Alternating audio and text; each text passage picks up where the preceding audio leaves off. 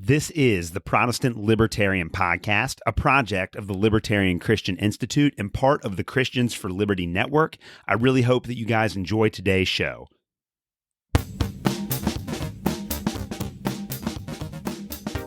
All right, guys, welcome to another episode of the Protestant Libertarian Podcast. I got something a little different for you today. I was on my good friend Cody Cook's show, Cantus-Firmus, a few months ago, or I'm not really sure how long it will be after I release this episode, because I usually do this kind of stuff months ahead of the time that it's released on my feed. But anyways, I was on Cody Cook's show, Cantus-Firmus, and he had me on there to talk about medieval Christianity and the rise of religious freedom in the modern era. Now, I am a professional social studies. That is what I do for a living. I teach seventh grade social studies, which is the Middle Ages. So this is what I do on a daily basis for my job. So it was really great to go on a show and talk about the development of medieval Christianity and the ways that contributed to the Enlightenment and then to the world that we live in today. And I thought that it was such a really good conversation that I asked permission from Cody to use it as an episode of my show. So I'm really excited for you to hear this today. If you like my podcast, you're probably going to like a lot of the stuff that Cody Cook puts out on his. So I'll put a link to his RSS feed in the show. It's Cantus-Firmus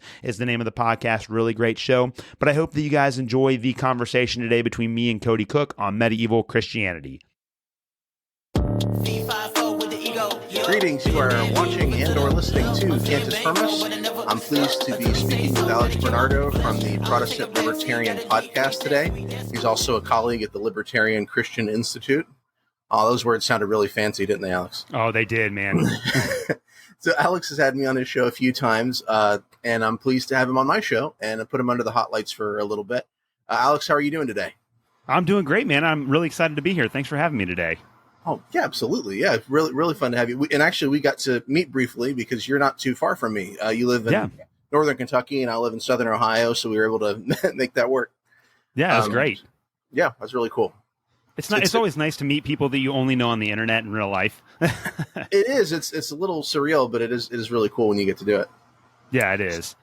So Alex, you're a podcasting superhero by night, but by day you teach medieval history to, is it middle school kids? Yep, seventh grade social studies teachers, and we cover the global Middle Ages in Kentucky.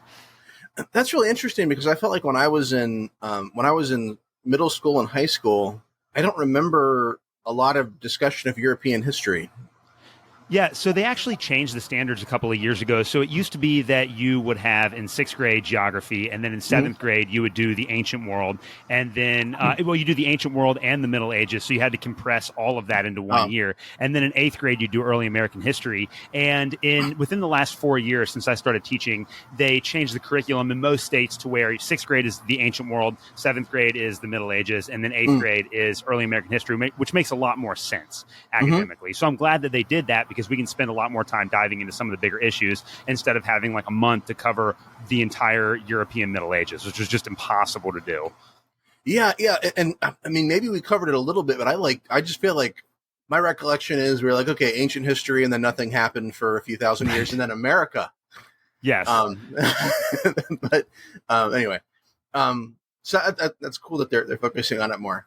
Yeah, I mean, your experience is the exact same that I had, too. I knew very little about the Middle Ages outside of the Reformation because I was lucky enough to be raised in a Lutheran church, so we focused on that quite a bit. And I did have a very good world civ teacher in high school who covered a lot of these ideas in more detail, but there just wasn't the emphasis on it that there is now. And so I'm happy that we have an opportunity to actually dive into it because the Middle Ages is really, like, if you want to understand the link between the modern world that we live in and antiquity, that runs straight through the Middle Ages. It's not just a time where everything sucked and it was dark. A lot happened there that shaped the world that we live in today. Yeah. Well, and that's kind of what I want to talk about today is that connection between the two things. So, in maybe to kind of give a little bit of background about the questions I'm going to be asking. You and I have been talking, on air and off a little bit about Christian nationalism lately, and I wanted to get more into the sort of historical background of this issue to kind of give it a context. Because I feel like evangelicals especially sort of have this tendency to not think about history very much. We sort of think in terms of the now, and that can be very unhelpful. So as you and I both know, nothing like Christian nationalism was on the table in the first 300 years or so of the early church. That wasn't the way they thought about it. Right. That sort of changed with Emperor Constantine's conversion to Christianity, and I'm not saying that Christian nationalism came into existence in 300 AD, because that's kind of a modern phenomenon. But some of what it's teaching, some of its ideas do resonate with the medieval church, right? Yeah. So, but over time, church and state kind of did this little dance of vying for power over one another, especially in the West. The East was a little bit different. While also being kind of largely integrated. So church and state were, integrated, but also vying. Actually, it's a bit like separation of powers in the United States, right? Where you have the executive branch, the legislative branch, the judicial branch, and technically they're all working together, but they're also kind of working against each other yes. as they try to, protect their prerogatives, except for Congress, which has pretty much given up the game. Right. Yes. So anyway, so yeah, then you have this, what happens in the Enlightenment, kind of at the end of the kind of medieval period, where something comes into existence that we call, the liberal tradition. And at that point, we have this sense that church and state maybe should be separate to some extent. Maybe we should have more freedom of religion. Locke John Locke was one of the philosophers who flirted with this idea. Yeah. Although he didn't get all the way to where we are today, he sort of said, well, maybe we shouldn't trust atheists because they don't fear final judgment, so they can't be good citizens, and Catholics can't be good citizens either because they follow a foreign prince in Rome. But he still got us most of the way there. Yes. And so, yeah, so I think you and I think of this rise of the liberal tradition, free speech and freedom of religion and free markets is a good thing. But we're seeing more and more of these kind of right-wing religious ideologies that are questioning whether it was such a good thing. They want to sort of go backwards. And so what you have is, for example, the Christian nationalists who are kind of more evangelical. You have these Catholic, what are called integralists, who want to integrate church and state again. Although they also call themselves post-liberal integralists, which means that they're saying, okay, the liberalism didn't work, we're going to go back to the other thing, right? Yeah. So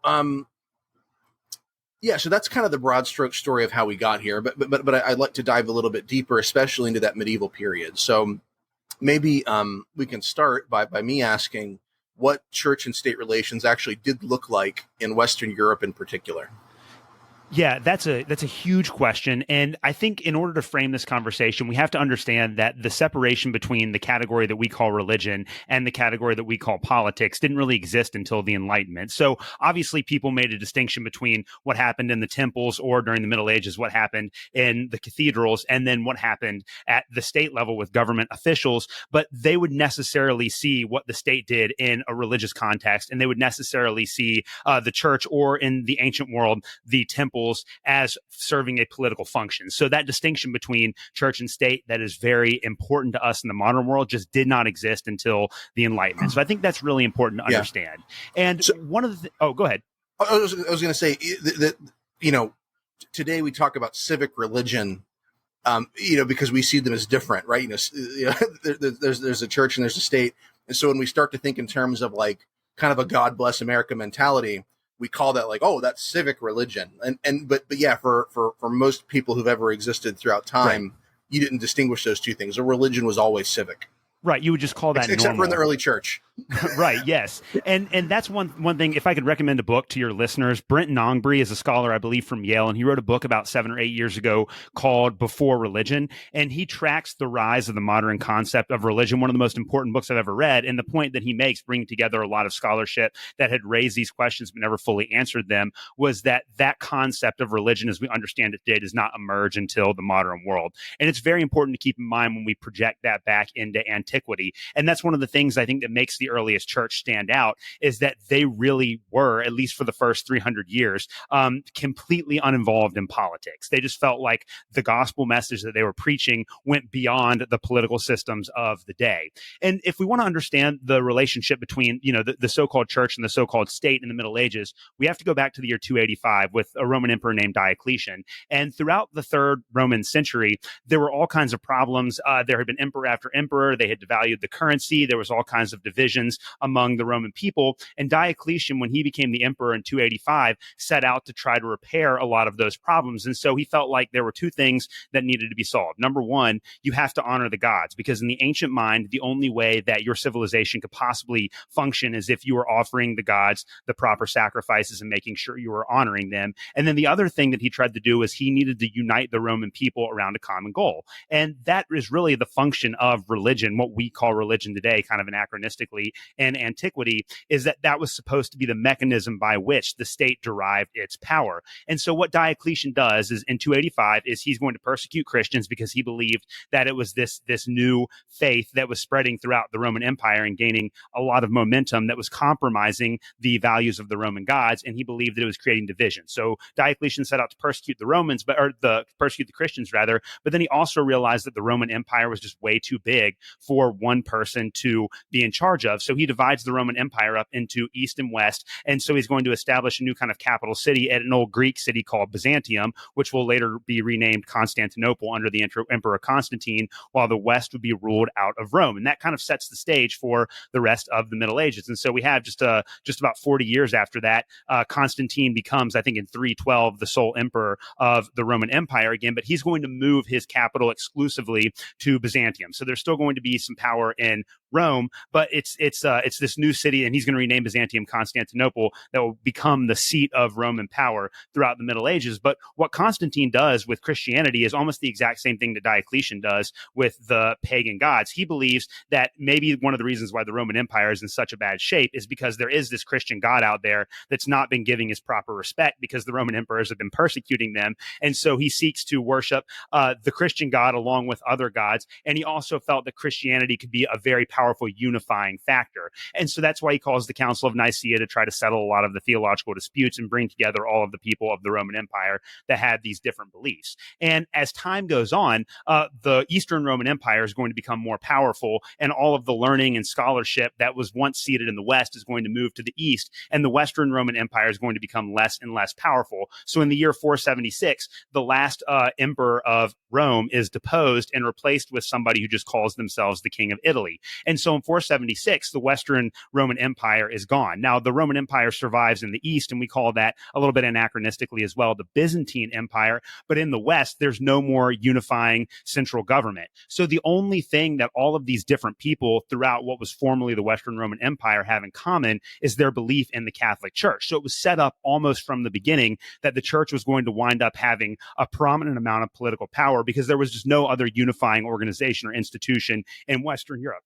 These people had different languages, they had different cultures, they had different customs, they fought about everything, but they all more or less agreed on the authority of the Catholic Church. And then, of course, you have in the year 800, the accession of Charlemagne, and Pope Leo III decides that he is going to crown Charlemagne, who was the most powerful king in Europe at that time, the new Holy Roman Emperor. Now, part of this was because Leo III was in some political trouble, and he wanted the most powerful king to be on his side to kind of help him out. But then he was also trying to reignite the Roman Empire with the Catholic Church deliberately at the head of that. So it was no coincidence that Leo crowned Charlemagne the king. So that's a huge step forward. And so from then on, you have at least theoretically this Holy Roman Empire that was ruled by an emperor, and you had the Roman Catholic Church. And the theory behind that is that the empire would actually be submissive to the church. So the church holds the levers of political power. And even though people would realize that there are two separate, like the papacy and the emperorship were two separate functions, just like with the ancient worship of the gods, like those two needed each other. They weren't categorically separated. And so throughout the rest of the Middle Ages, it kind of becomes this competition to see which domain, whether it's the Pope or whether it's the Holy Roman Emperor and the other kings, can control more of the political functions throughout Europe. And for a time there, especially with Pope Gregory VII in the 11th century, the Pope is the de facto emperor of Europe. For a long time, the Pope is the most powerful person in Europe, and everyone has to bow down to the whims of the Pope. But over time, there will be all of these political changes that take place in Europe. We might want to talk about in a couple of minutes that will lead to kings and the Holy Roman emperors, but then also like kings throughout Europe wanting to cede more power. And that takes that political power away from the Catholic Church. And that will ultimately result in the Renaissance and the Reformation and all of the other events that transitioned us into the modern era. Yeah, that's a great summary. So a couple things come to my mind as I listen to that the idea that we have to keep church and state together, there becomes a more secular explanation for that over time, because some people start to say, a lot of political philosophers start to say, well, you can't have a unified people with different religions. And so that explanation is a little bit more about how do you sort of keep society together. But that old explanation about, well, Rome is failing because the gods are mad at us because we're not giving them the proper due. That feels eerily similar to sort of arguments that you hear a lot of Christian nationalists make, right? Yes, it does. Yeah. God's not on our side because, we're not stoning the gay people. Right. So that's a little bit crude, but but the other thing that comes to mind is the role of centralization in this. So, the Pope is this important figurehead in the West. And as you said, as the Roman Empire moves east, the Pope becomes, not just somebody that you look to for spiritual guidance, but just someone who people sort of rally around in general. The Eastern Church, of course, is more diffuse, I guess. The power is spread out a lot more. There's different centers. And in the Eastern Church, the term that I've sort of heard used is Caesaropapism, which is that the king of every territory sort of functions as almost like its religious authority, right? And so you don't have the same kind of conflict because the person who controls the armies also holds the religious authority, religious power. But just looking a little bit, it seems that in my reading of kind of Western history, there are a lot of kings that want to be out from under the authority of the Pope. And I think the Protestant Reformation gives them an out because now they can sort of say, oh, well, of course I'm still religious. Of course I'm still Christian. But I just, I just have a moral conflict. I have a crisis of conscience where I just can't follow this Pope guy anymore. But certain examples sort of come to mind, though, of these kind of complicated church and state relations. And it stood out to me that three major figures that come to my mind are all archbishops of Canterbury. So there was Dunstan, the Archbishop of Canterbury in the 900s, who he fought against simony and nepotism in the church. But he also criticized the king for seizing power by violence. And then you have Thomas Becket, of course, who there's that great film with Peter O'Toole and Richard Burton about that sort of story where the king, was it Henry III, maybe? The Archbishop of Canterbury dies. He'd been somebody who was creating problems for the king. So the king appoints his own archbishop, who's like a buddy of his, somebody who he just sort of went around chasing girls with and whatever and drinking. And then this buddy actually becomes like he has his own like kind of religious conversion experience, and then ends up fighting against the king's sort of encroachments on the church. And so there's all these just kind of really interesting stories like that about just the sort of church and state kind of fighting each other over. So like you said, there's not a sense that church and state are separate, because it's just really a question of who gets to hold more power, which institution, right? Right. And again, the church believes that it needs the power of the government, and these governmental leaders believe that they need the power of the church. It's a symbiotic relationship. The question is who's in control of what? Right. Gotcha. So, I was going to say it's a bit like a marriage where it's like, okay, well, it's all one marriage. But who makes the decisions? Right. That's actually great. That's actually a great analogy for it. Yeah. Okay. So, so as I mentioned, my understanding was that Eastern Europe worked a little different. It was Caesaropapism. Is that, but Eastern history doesn't get discussed as much. Is that your kind of understanding about the dynamic there? Do you see as much complexity there as you see in the West? Yeah, so you're absolutely right. So Caesaropapism is the idea that the emperor of the East is also essentially the Pope. So instead of in the West, you have the Holy Roman Emperor and you have the Pope, and those are two separate offices. If you are the emperor of the Byzantine Empire, then you're also the de facto head of the church. So in some ways, it's a more streamlined process because there's no competition between the, kind of the civic and the theological authorities because all of that power resides in one person. But it creates a lot more political intrigue because if you become the emperor, then you're also in charge of the church. And so if you read, and it's Byzantine history is unfortunately something that we just don't learn enough about because that really is, they are the heirs of the Roman Empire and they play such an important role in the development of world history during the Middle Ages, but we completely ignore them in church. There's and I'm going to recommend another really good book to your audience. It's called Lost to the West, which tells you a lot about the Byzantine Empire, but it's a history of the Byzantine Empire. And they go into all of these different imperial intrigues. And the point, one of the main themes of that book is that because so much power resided in the hands of one person, both theologically and politically in the East, this created a situation where there were all kinds of opportunists. And so you have assassination after assassination, and it led to all of this political instability. And there are very few times throughout Byzantine history where there's enough political stability for them to fight off the biggest encroaching threat during the Middle Ages, which was the Muslim empires of the East. And so it does create a lot of political tension and political conflict. But that's the biggest difference between the East and the West, is that in the East, all of that power resides in the hands of one person, whereas in the West, there was at least a formal split, which is going to eventually lead to, I think, the Enlightenment and the liberal system that we have today of separation of church and state.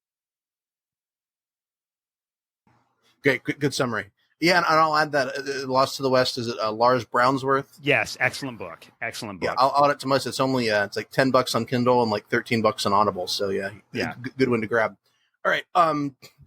So we often hear about this sort of dichotomy between secular opponents of the church who are wise, liberal, and scientific, and the church, which is ignorant and authoritarian.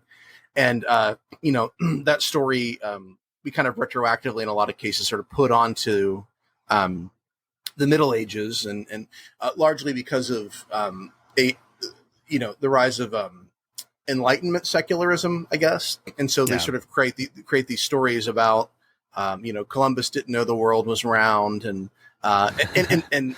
Galileo, which we'll get to as well, that sort of described and told in a way to craft a certain narrative, right? And that narrative is essentially that we, the modern secular people, are very smart and religious people are very stupid. Yes. And also we're the underdogs. And, the secular person becomes very heroic and the religious person is seen as, power hungry and evil and stupid. So I guess, the Enlightenment and the scientific revolution, because of this, are seen as movements against religion. So we'll kind of move forward a little bit, but maybe starting kind of in the first part of the Middle Ages there. I wanted to just kind of hear your thoughts on just kind of the role of not only Catholic monasteries, but also the role of Islam as well in preserving ancient wisdom and philosophy in that early period. Yeah, so during the so-called Dark Ages, the reason why the Middle Ages got the term the Dark Ages is because, at least for the early part of it, there was not a lot of literature produced in the West. So that's the reason why we call it the Dark Ages. It's not because, it was a pretty terrible time for people living in Western Europe. Western Europe became a backwater, but there just wasn't a lot of literary and cultural production. The reason for that is that with the end of the Roman Empire, that definitely increased the gap between the rich and the poor, the gap between the educated and the illiterate. And so you had a very small number of people in the West, and these were usually clergymen or lawyers that knew how to read and write. And these were the only people that were responsible for reproducing the works of ancient Greece and Rome. And so the average person in Europe during the Middle Ages was going to be very illiterate, and they wouldn't have much use for any of that knowledge anyways. So with this transition of power that happened after Constantine within the Roman Empire, moving all of these classes classics and all of this learning to the East, it's really the Byzantine Empire that preserves a lot of that Greek and Roman learning during the Middle Ages. But the Byzantine Empire, because of a lot of the political problems that we discussed before,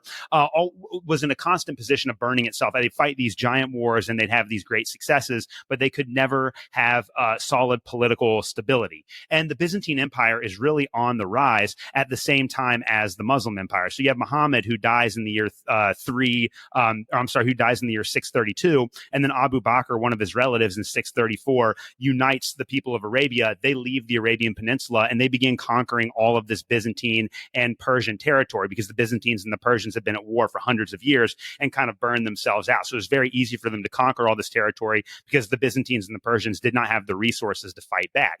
So what the Muslims do is, as they conquer all of this Byzantine territory, they come into contact with all of these texts from ancient Greece and ancient Rome. And so the Arab empires of the Middle Ages actually go through what's called the Islamic Renaissance. So during the European Dark Ages, the Muslim world is kind of at the peak of human learning because they're continuing to learn and develop from all of these ancient Greek and Roman texts. And so throughout much of the Middle Ages, really until the Renaissance, we're going to see this dichotomy where Greek and learning is kept alive in Europe, but it's really only in the monasteries and among the clergy and among the lawyer class, where very few people have access to that otherwise. Whereas in the East, in the Byzantine Empire and then former Byzantine, now Arab Muslim territories, they're going to continue to develop all of these ideas from antiquity. So there's this big division between that. But really, if it wasn't for the monasteries and it wasn't for the Muslims, there's a very good chance that antiquity might have been extinguished. At least we would not have the access to that information that we did today.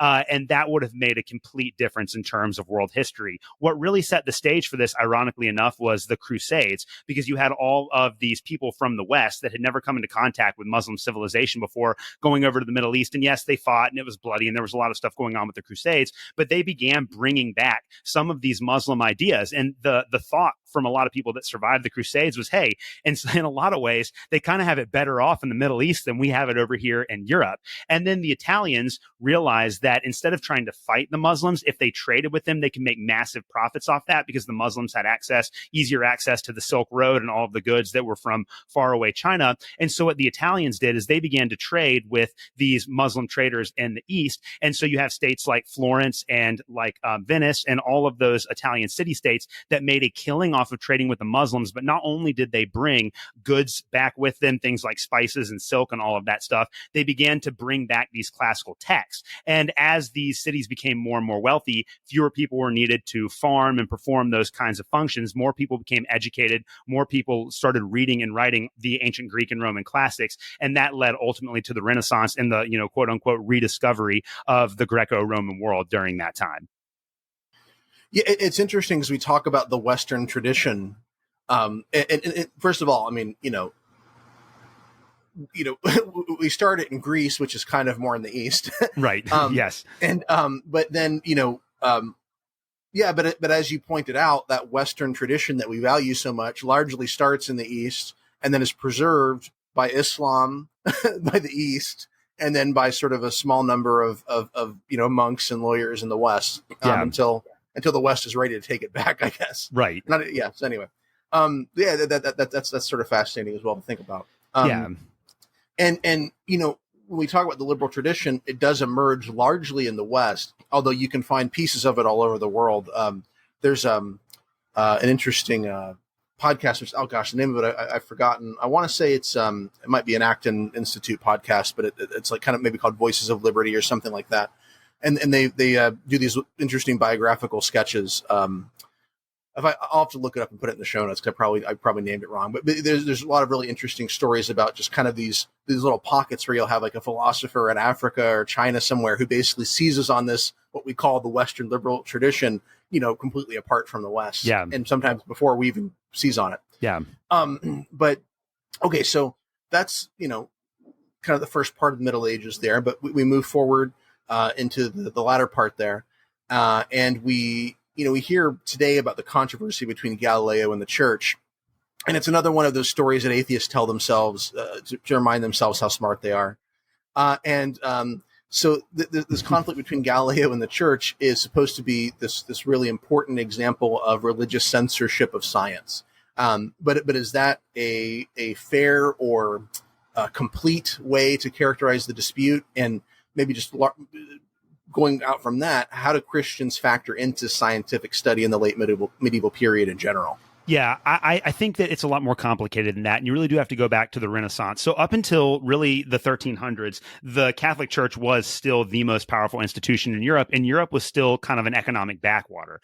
And so one of the advantages that the Catholic Church had, or one of the advantages that the Catholic Church had, was its ability to impose the tithe. So the Catholic Church collected massive amounts of money from the peoples throughout Europe, and they could give that money to kings that backed them and take it away from kings that didn't. So the Catholic Church, because of the economic dislocations throughout Europe, had this massive economic power. But we start to see with the Renaissance that these Italian city-states like Florence and families like the Medicis made a killing off of trade with the East. So their economic dependency on Rome was actually very limited. And in a lot of ways, the Catholic Church needed the financial support of families like the Medicis, which gave them a ton of power over the politics in Italy and over the politics of the papacy and the Catholic Church hierarchy. And so we can see, just because of the growth of the economy throughout Europe, as Europe becomes less and less based on kind of this quasi-feudal system and more based on trade and commerce, there's just less need for the financial support of the Catholic Church. And because of that, the Catholic Church begins to lose power. And it's not as if all of these kings and leaders throughout Europe decide that they're going to abandon their Catholic faith. They just don't want the Pope getting involved in their local political affairs. They want to be able to run things the way that they want to run them within their own kingdoms. And so this is going to lead to the rise of nationalism, and then ultimately like the Protestant Reformation, which is tied into all of these economic and political developments that were taking place in Europe during that time. It wasn't just about theology. It was about a lot more than that as well. So when you get to the scientific revolution, you already have the Protestant Reformation, which was really a very large hit to Catholic power in the Western world, because it gave people the permission to say no to Rome and the dictates of Rome. And the argument of the reformers is that the Catholic Church hierarchy, it's not necessarily even the Catholic Church itself, but the Catholic Church hierarchy, they had their opportunity, they were unfaithful, they're corrupt, and we should go back to the Bible, and we should only try to put into practice the things that we find in the Bible. That needs to be our ultimate source of authority, because the Catholic Church is so corrupt. And this is not only a massive hit to the church's theological power, it's a massive hit to their political power as well. So with the scientific revolution, you have figures like Copernicus and Galileo and Newton, who's the most important. They're all deeply devout Christians, and Galileo was a devoted Catholic. He was dedicated to the church for his entire life, but the Catholic Church saw this as just another threat to their power, right? So it wasn't just about ideas, as if they're worried that Galileo being able to prove mathematically that the earth revolved around the sun was somehow a threat to their church teachings or whatever. It was more an attempt to hold on to what little political power they had left, because they realized that they were starting to lose that political prominence in favor of these kings and queens. And the scientific revolution was another step down that road. For the atheists, though, that think that the scientific revolution was some sort of, I guess, victory for Enlightenment skepticism, that's just not the case. I mean, Isaac Newton, who is probably the most important scientist in human history, he was the one that was able to mathematically determine that the earth revolved around the sun, and he led to the theory of gravity and really unlocked the key to all subsequent science. He was a deep theological thinker. And there's another great book I'm going to recommend called The Clockwork Universe. I think the guy that wrote it, his name is Dulwick, but it's about Isaac Newton and then the English Royal Society. And one of the points he makes in that book is that Isaac Newton actually writes more theology than he does science. And the driving force behind a lot of the thought processes of people like Francis Bacon and Galileo and Kepler and Newton was that they all believed that God created the world, therefore the world must be ordered. So there was some sort of order to the universe that was inherent in the universe because it was created by an omniscient God. And so Isaac Newton's quest as kind of the culmination of the scientific revolution was really an attempt to try to understand the intrinsic logic that God had put into creation. So if it wasn't for their Christian faith and their Christian background, then I don't think that they would have had that assumption about the orderliness of the universe that led to the discovery of natural law and all subsequent scientific achievements. So again, this very reductionistic and I think anachronistic way of seeing science as being anti-religious is just not the case. It might have been billed by that by certain people of the Catholic Church, and certainly when we get into the Enlightenment, there are some ways that changes intellectually. But the Catholic Church's response to the scientific revolution was more political than it was theological, and that's the reason why a lot of these scientists moved into Protestant areas of Europe, like England, because the Protestants were a lot more accepting of those kinds of scientific theories than the Catholic Church was, because the Catholic Church was more concerned about maintaining that political power that was slowly eluding its grasp. Yeah, and I'll recommend another book as well, of James Hannam's book, The Genesis of Science, How the Christian Middle Ages Launched the Scientific Revolution, which is also really interesting for, I think, especially discussing that theological, philosophical framework that underpinned the scientific revolution that you spoke of. This idea that there's we're essentially trying to think God's thoughts after him, that because there's a God who made this orderly universe, because it comes from a complex a very sophisticated mind, it's actually first of all, it's going to make sense, but also that scientific pursuits are actually spiritual pursuits. Yeah. It would be fun to spend a little bit of time talking about how once that idea becomes less significant in science, why science is still done. Right. But save that for another time. So the Protestant Reformation takes place in the 16th century, mm-hmm. and it largely takes for granted the Catholic mindset of church and state integration. Yeah. The Anabaptists are one exception, because they see the state and its violence as inherently corrupting to the church. Are there other examples that come to mind for you of kind of pre-Enlightenment Christians who question the value of this integration, or is it pretty much something that we don't really see any dissent from? So there have always been separatist Christian groups. A lot of them were pushed towards the East in the theological controversies at the end of antiquity. And so, for instance, you have like groups of Arians and groups of Donatists.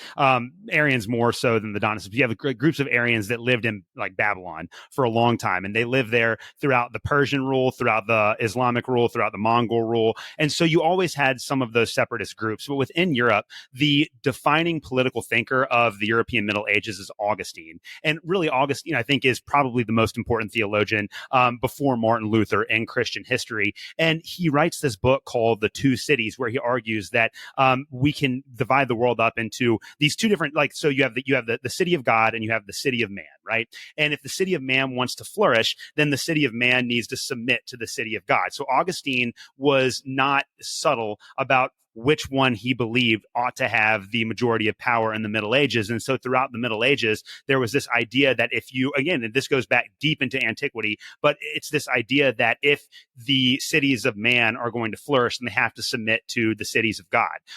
That's going to be consistent for all believers throughout Europe up until the Protestant Reformation. You're absolutely right in that the Protestant Reformation does not challenge ultimately the framework that the government needs to have theological, the government needs to rely on theological authorities and vice versa. However, I think that there is a shift, especially in the thinking of Martin Luther, in giving civic powers a little bit more authority than the ecclesiological powers. And a lot of this has to do with the fact that Martin Luther was lucky enough to be born in the Holy Roman Empire at a time when the Holy Roman Emperor was elected by these 7 electors. So you had seven main, they call them electors. They're like kings of different parts of the Holy Roman Empire that all reported to the Holy Roman Emperor. But whenever that empireship came into, when an emperor died, these 7 electors got together and they had an election to decide who the next Holy Roman Emperor was going to be. And Martin Luther happened to be lucky enough to be born into a district that was ruled by an elector named Elector Frederick.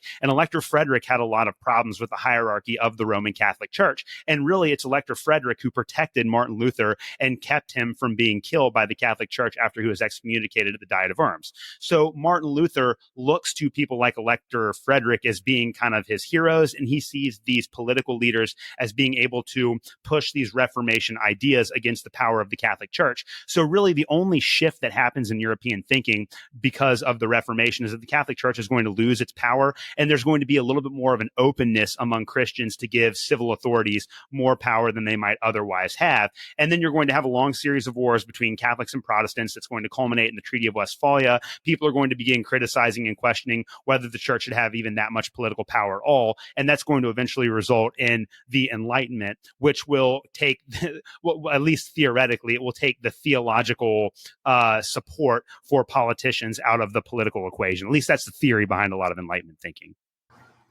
Yeah, and it's interesting. I mean, even today, our assumption about political power when people use it against us is, oh, we just have to get it from them, right? You know, there's not really this like, well, let's question the foundation here. Like, let's question whether or not it's actually good to have a system that can be used and wielded, so destructively against people on my side, and then I could take it and use it on the other side. But yeah, it's interesting to me that wasn't something that occurred to more people. Like, well, wait a second, maybe this is just a bad way of doing things. Yeah, and if you're born into that world, I mean, for a lot of these people, they had no other way of conceptualizing the relationship between what we now call religion and politics. It just wasn't the way that those people thought. And I think that it's kind of like what you alluded to before. There's kind of this post-Enlightenment arrogance that, because we figured out classical liberalism and have all these great scientific ideas, it was really dumb of them not to have that, without realizing that the Enlightenment was the culmination of like 5,000 years of human history, trying to figure out a lot of these problems. Well, yes, but it also happened quite rapidly. Yes, but yeah, you're right that it just wasn't the way that that people thought about things. And I'll also add the fact that we still struggle with it suggests that it's also not the way that humans normally function. Yeah. I think that we take for granted a kind of violent winner take all approach to approach to the world, that we think that that's just the normal way to do things. And you talk about Luther. I mean, Luther definitely gives more room for the state. And in my reading of Luther, I think he's almost a little schizophrenic, where it's like, Solzhenitsyn said that the line between good and evil runs through the heart of every man. Well, for Luther, the line between church and state runs through the heart of every man. As a Christian, I can't kill or murder or steal or whatever, but as a soldier, hey, sure, why not? Yeah. Anyway, so the liberal tradition, which is largely seen as this movement to decentralize political power from kings and churches and to expand individual freedom, was this tradition, in your reading, a secular one, or did theists and particularly Christians play a role in it? I'm going to recommend another book here. There's a lot of them. If anyone who's listening wants to contact me, I'd be more than happy to talk about the books that have been really influential to me, because I've had to read a lot to be able to teach this in class. I'll try to put the books in the show notes as well, by the way. Perfect. I should be writing them down. Yeah. So there's a great book that came out about 3 years ago by a historian named Tom Holland, and it's called Dominion. And it's about how all of the values in the Western world have been indelibly shaped by the Judeo-Christian tradition. And so literally, it's like the metaphor that he uses is we're like fish swimming in a fishbowl, and the water that's in the fishbowl is the Christian tradition. And so the way that like the fundamental presuppositions that all Western people have about the way that the world works have been shaped by Christianity, and the Enlightenment was no exception to that. And in a lot of ways, the Enlightenment was an attempt to put the scientific method into use to examine human behavior. So the scientific method was initially developed by Bacon to explain and explore phenomenon that took place in nature. With the Enlightenment, the scientific method is employed to try to explore how human beings operate and which political and social and theological systems create the most amount of human flourishing. And so we have early political philosophers like Machiavelli, and then Hobbes, and then most importantly Locke, trying to come up with these conclusions about politics based on their understanding of human nature. Now, for us libertarians that are a part of the classical liberal tradition, our tradition really goes back to John Locke. John Locke was another deeply devout Christian. You talked earlier in the episode about how that sometimes colored the way that he would understand his view of government. But John Locke comes up with this idea that all human beings are essentially created equal because they're all endowed with the image of God by their creator. Therefore, we have to understand that human nature is valuable. And so human nature being valuable, there are certain rights that we all possess simply by being created. And those are what he deemed natural rights. So those are life, liberty, and property. These are three things that are not given to us by government. They're things that we have all human beings have equally just by virtue of being created. And the Enlightenment is really an attempt to kind of explain and expand upon those basic ideas. And there are a lot of different ways that you can look at the Enlightenment, but it really is an attempt to try to understand which political and social systems lead to the most amount of human flourishing. Now, there are a lot of Enlightenment thinkers like de Holbach, like David Hume, and you could even put in like H.S. Romaris, who is the founder of modern biblical studies, into this category. They were very critical of Christianity.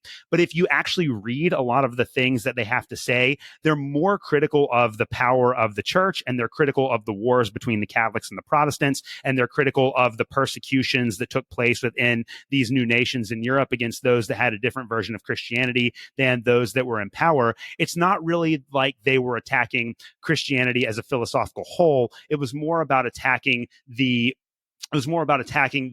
political problems that were caused by Christian infighting. Now, they don't disaggregate between those. So for a lot of Enlightenment thinkers, they look at like the corruption in the Catholic Church and the wars between the Catholics and Protestants and say, well, this must be what the Bible teaches about Christianity. Therefore, we're going to undermine the value of the Bible. Like this, if this is what Christianity is about, then it's better to not be a Christian at all. That was a lot of their thinking on that issue. But again, like the ultimate values, like the fact that they could say that there's value in human life and that human life shouldn't be arbitrarily sacrificed because the person in power happens to have a different set of theological beliefs than the person who's being sacrificed is a deeply Christian ideal. So even the kind of anti-Christian response to the Enlightenment is a response that's only possible within a Christian philosophical and theological framework, if that makes sense. So to a certain extent, yes, the Enlightenment thinkers are very critical of Christianity and very critical of what was then becoming known for the first time as religion, this category that's separate from society and politics. But that critique of religion is all done within the framework of Christian presuppositions. And I think that's something that's often lost with these thinkings about the Enlightenment, because we hear these critics like Hume, and I actually read from de Holbach in my 7th grade class, because I try to explain how this dynamic works to my students. But you read excerpts from people like this and you say, man, they really hated Christianity. But the reason why they hate Christianity is because they have a bunch of Christian presuppositions about human nature. Well, and my understanding too, I remember attending a lecture on this once, is that the Enlightenment attitude toward religion also differed by region. So like the German Enlightenment was more pro-Christian, the French Enlightenment was more anti-Christian. Yes. And so, but you do have Christians who are involved in this process. It's not like it's only atheists who are doing it, or even deists, because that was, a lot of people weren't really willing quite to go over all the way into atheism, but tried out, deism or deism. Yeah.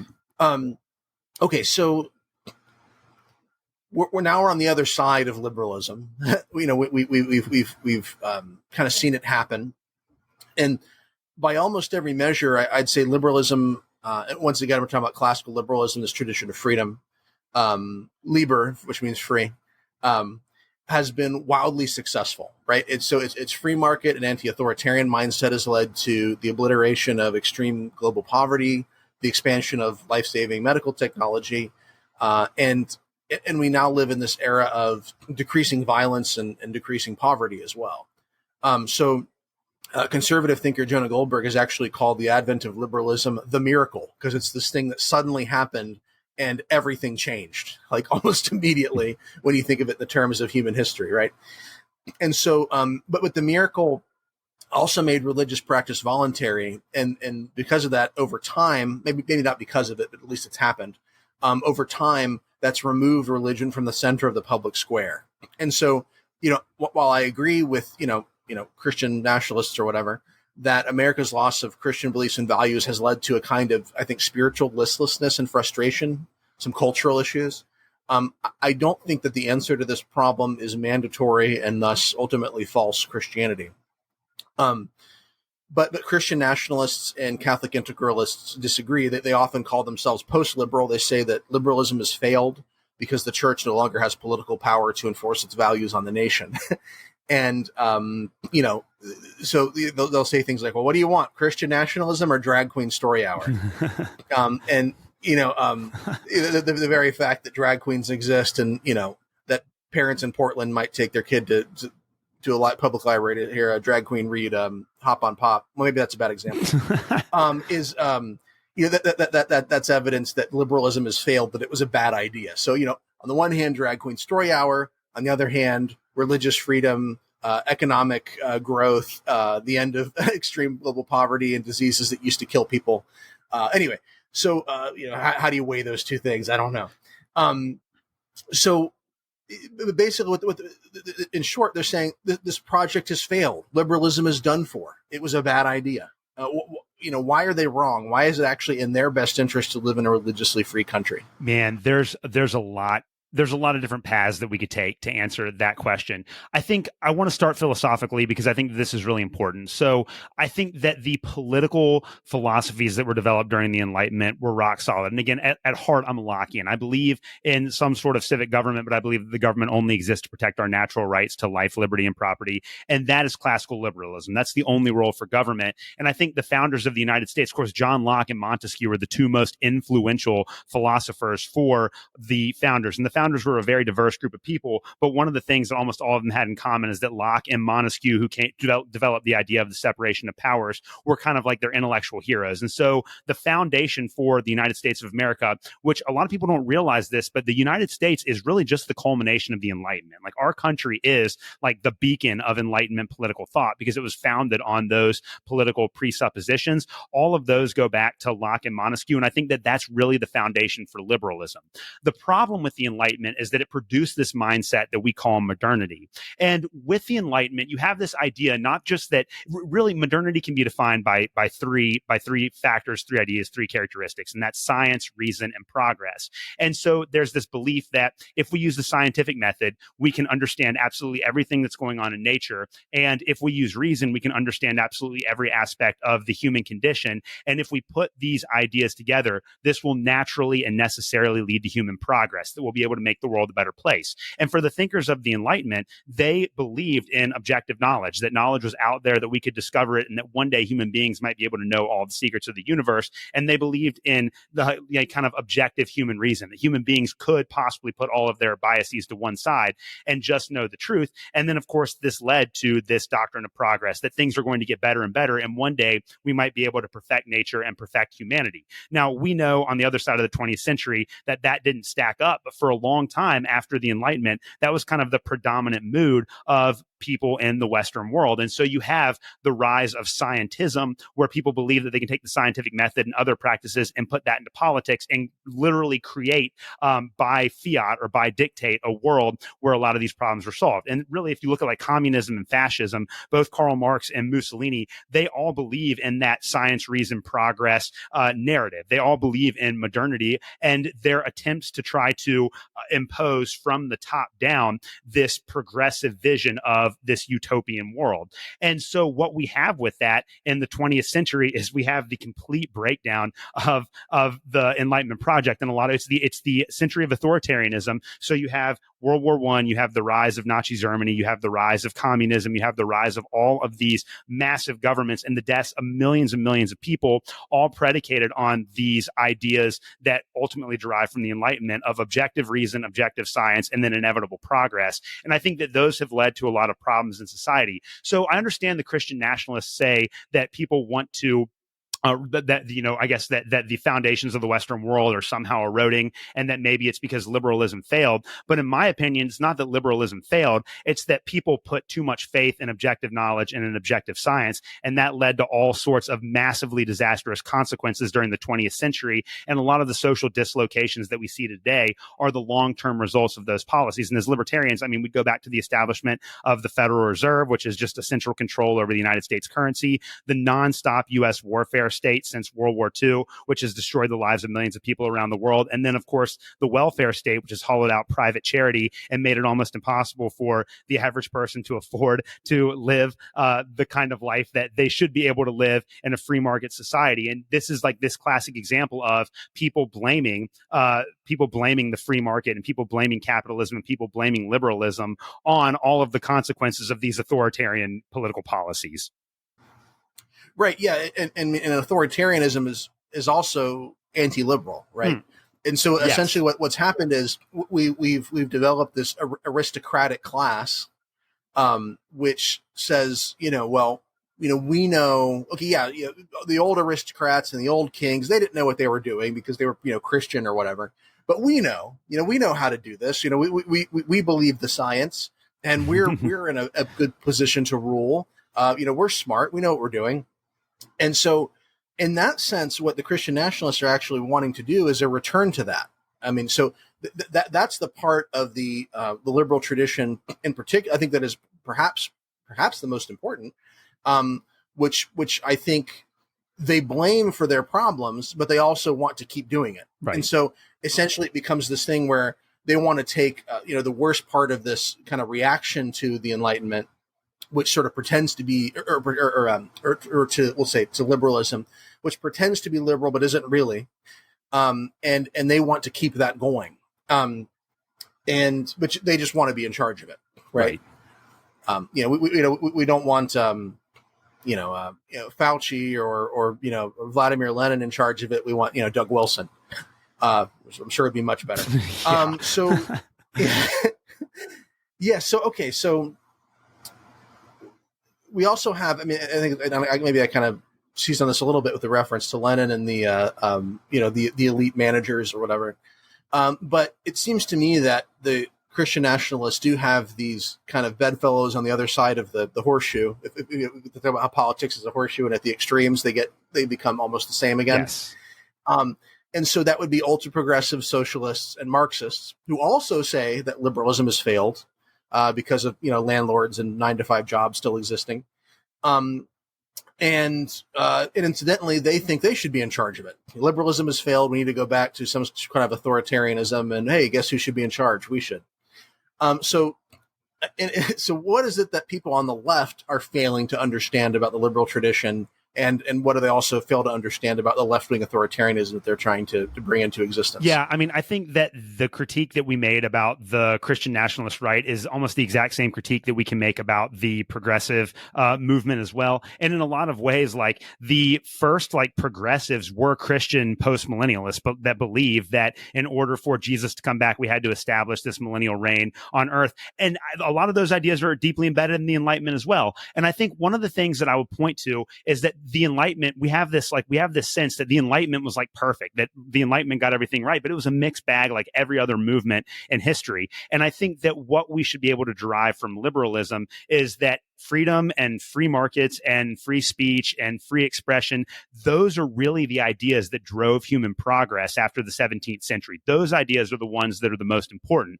It's this almost theological or eschatological belief in the power of objective knowledge and objective reason that has really caused all of these problems. So we can say that the Enlightenment might have gotten government right, or at least the Enlightenment took steps in the right direction to help us understand and think about the way that governments ought to best be organized, but they dramatically overestimated the ability of human beings to make objective decisions, and that leads to a lot of these problems today.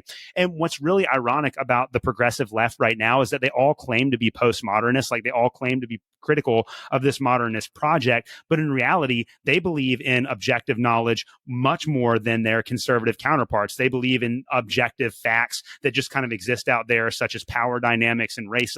All of those things that they claim to believe are objective. And then they also have this idea of the technocratic state, that if you only have the right people in power, and they're the experts, they're the smart people, they're those with PhDs from the Ivy League University, that we can retool society in order to make it more perfect and to solve all of our problems. And this is just, in a lot of ways, what the progressives are doing in the United States right now is just a return to the 20th century. Like top-down authoritarianism did not work in the 20th century, and it never will work. And if you want to know why, you can read Friedrich Hayek's The Road to Serfdom, which is a brutal takedown of central planning. I mean, the whole idea behind that is that human beings just don't have enough knowledge. Human beings are imperfect, they're deeply subjective, and there's no reason why we should give central authorities that much power, because they're almost always going to get it wrong. And what's amazing about The Road to Serfdom is that Hayek writes it right at the end of World War II, and he exactly predicted what was going to happen throughout the rest of the 20th century, which is just a century of utter bloodshed for most people throughout the human race. And I think the progressive left still holds on to this false belief in objective knowledge and in technocracy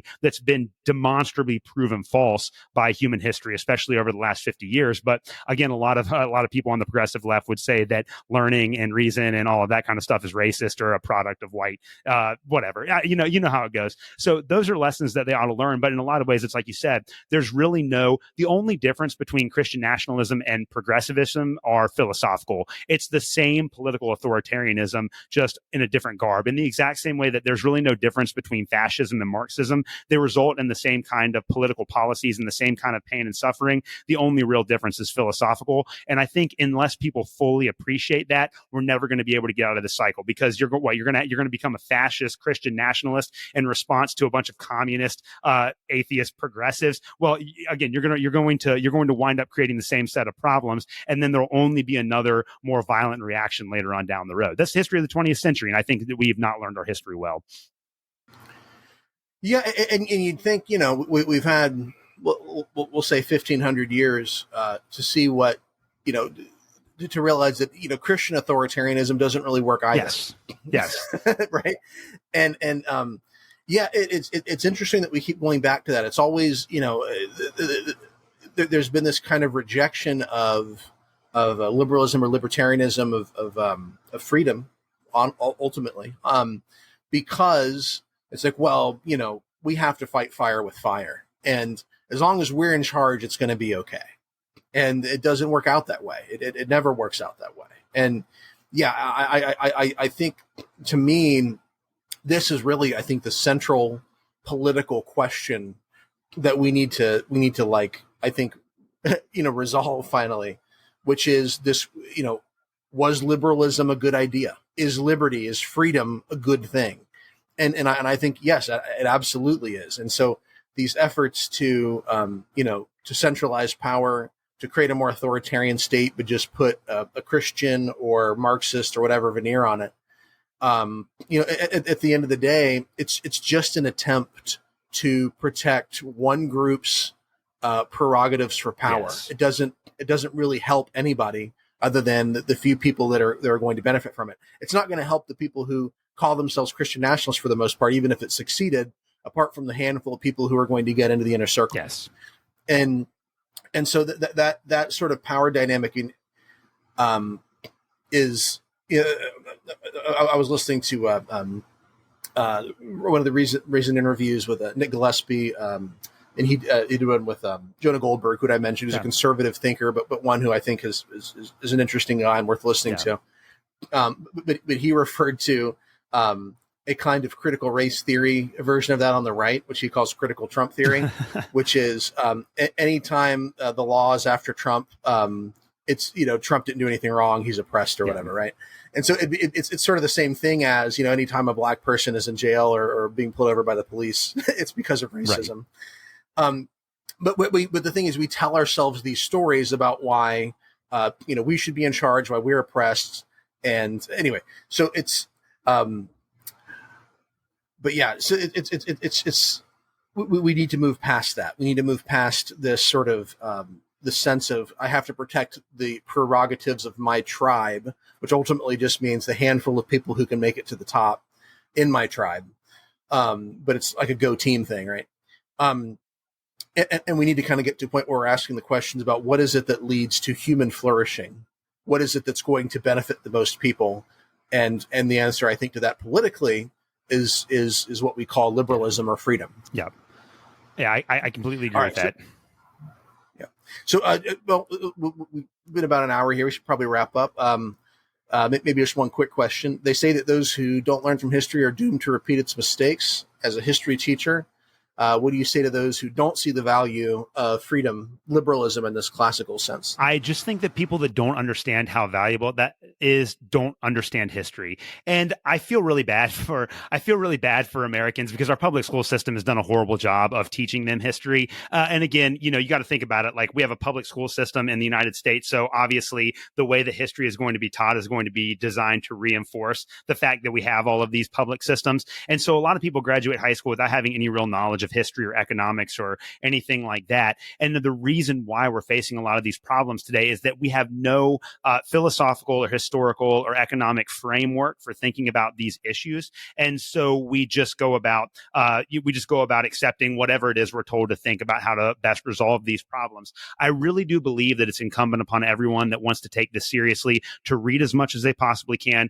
to learn as much as they possibly can, and to think as much as they possibly can. Anyone that thinks that either Christian nationalism or progressivism are the answers to our problems need to go back and read about what happened in Europe between the Protestant Reformation and the Peace of Westphalia in 1648, or go back and read about what happened in Russia or China, or even in the United States with the War on Terror in the last 150 years. Like, there are so many great examples from history of how liberalism and freedom and free markets actually work, but people tend to blame that on problems that are caused by state intervention and that are caused by power being given to the wrong kinds of people. And so we just have to understand how these things work. And I know for me, like, for a long time, I was a Christian, and I didn't know anything about libertarianism for years and years by being a Christian, but I had just these deeply libertarian sentiments inside of me because I had been reading the Bible, and I just realized that, like, you have to preach the gospel, and people have to voluntarily accept it. You can't force that belief onto other people.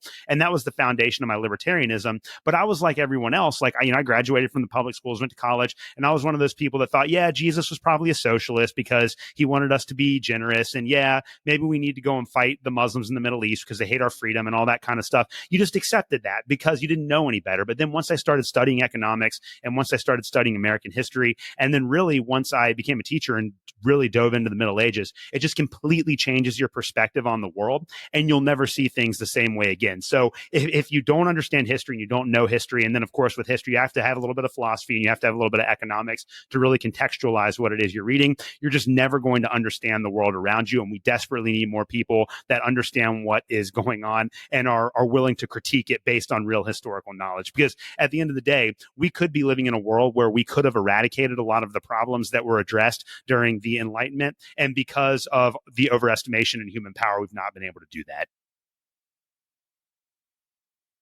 All right, Alex, Bernardo, thank you so much for taking time to be here to talk with me about this. And I wish you luck in your future endeavors, both in your day job and your moonlighting job. Hey, I appreciate it, Cody. Thank you. Thank you for your time, man. Have a good one. Letting him lead that Uber breeze, riding his coattail Uber G.